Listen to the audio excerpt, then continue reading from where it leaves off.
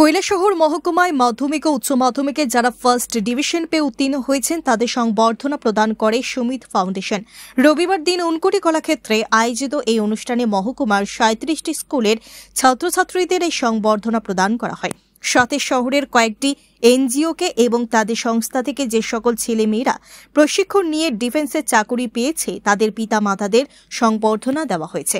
অনুষ্ঠানে কৈলাসহরের বিধায়ক বীরজিৎ সিনহা, জেলা শাসক ও সমাহর্তা তমাল মজুমদার, মহকুমা শাসক প্রদীপ সরকার, কৈলাসহর পৌর পরিষদের চেয়ারপারসন চপলা দেবরায়, উনকোটি জেলা পরিষদের সদস্য শ্যামল দাস, কৈলাসহর মাদ্রাসার সুপারভাইজার মোহাম্মদ ফরিদ উদ্দিন, সংস্থার ফাউন্ডার সুমিত দেবনাথ, সম্পাদক অজিত দেবনাথ সহ আরও অনেকেই উপস্থিত ছিলেন।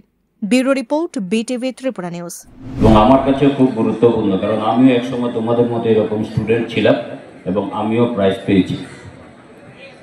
আমরা যখন স্কুলে পড়তাম তখন প্রত্যেক মাধ্যমিকের পরে 11-12 পর্যন্ত 4টে পরীক্ষা হতো আর 2টো অ্যানুয়াল পরীক্ষা হতো, মোট 6টা পরীক্ষা হতো। এই 6টা পরীক্ষা প্রত্যেক সাবজেক্টে সায়েন্সের 5টা বা 6টা সাবজেক্ট থাকতো, অপশনাল পেপার বাদ দিয়ে। 5টা সাবজেক্টের যারা ফার্স্ট, সেকেন্ড, থার্ড হতো তাদেরকে 12 পরীক্ষার পরে প্রাইজ দেওয়া হতো।